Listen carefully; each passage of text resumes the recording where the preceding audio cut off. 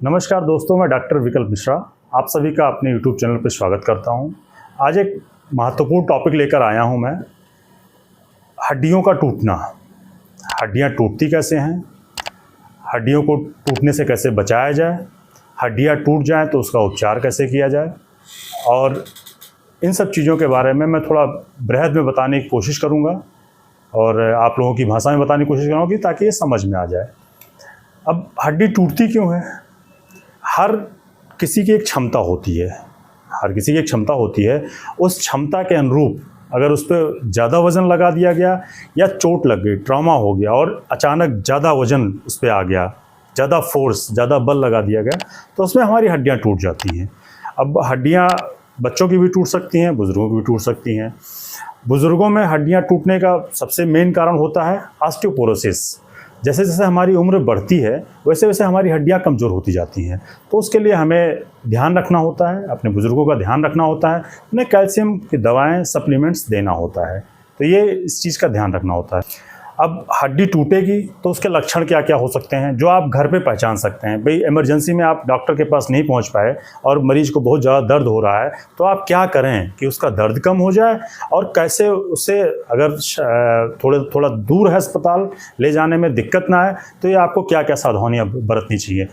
कोई भी हड्डी अगर आपकी टूटी है, कहीं की भी हड्डी अगर टूटी है, तो उसे जिस पोजीशन में वो होता है, जिस पोजीशन से हाथ हमारा इस पोजीशन में होता है, इस पोजीशन में होता है, तो उसके समानांतर, उसके बराबर लकड़ी की पट्टी, गत्ता, छाता, डंडा, कुछ भी मिले, उसे गमछे से बांध दीजिए। बराबर बांध देंगे, जब हड्डियों में मूवमेंट नहीं होगा, इधर उधर हिलेंगी नहीं, तो दर्द अपने आप कम हो जाएगा। ये पहला मैनेजमेंट है जिसको आप अस्पताल ले जाने से पहले कर सकते हैं। हड्डी टूटने पे घरेलू उपचार में आप क्या ना करें, सबसे ज़रूरी चीज़ है कि क्या नहीं करना है। अगर टूट जाती है तो उसकी मालिश ना करें, हड्डी टूटने में मालिश ना करें। उसके लक्षण होते हैं सूजन आना और दर्द होना, ये हड्डी टूटने के बहुत मेन लक्षण हैं। तो उसमें मालिश ना करें, मालिश बिल्कुल भी ना करें।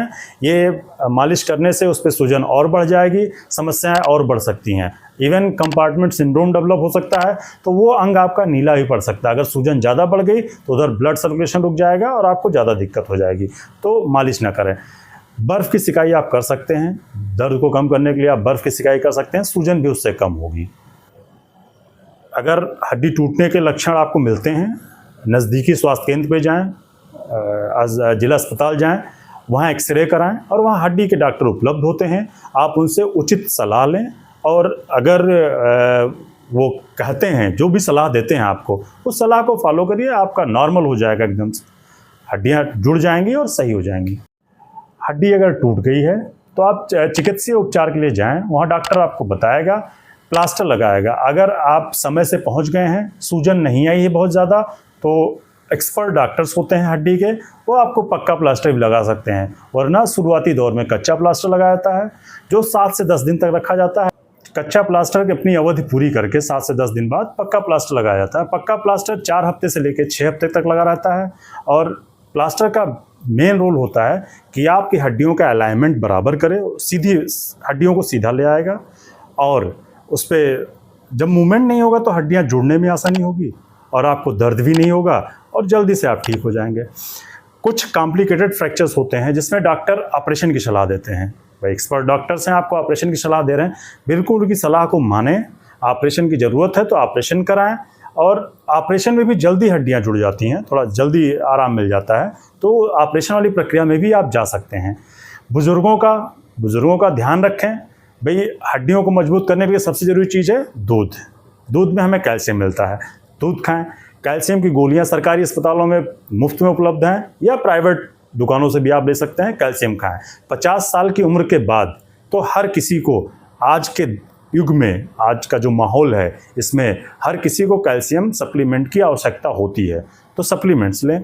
और बुज़ुर्गों में चिकित्सीय परामर्श जरूर लें, डॉक्टर से मिलें, वो कुछ दवाएं आपको बताएंगे, उनका सेवन करें जिससे हमारी हड्डियां मजबूत रहें और ऐसी समस्याओं से हम ग्रसित ना हों, ऐसी समस्याओं से पीड़ित ना हों।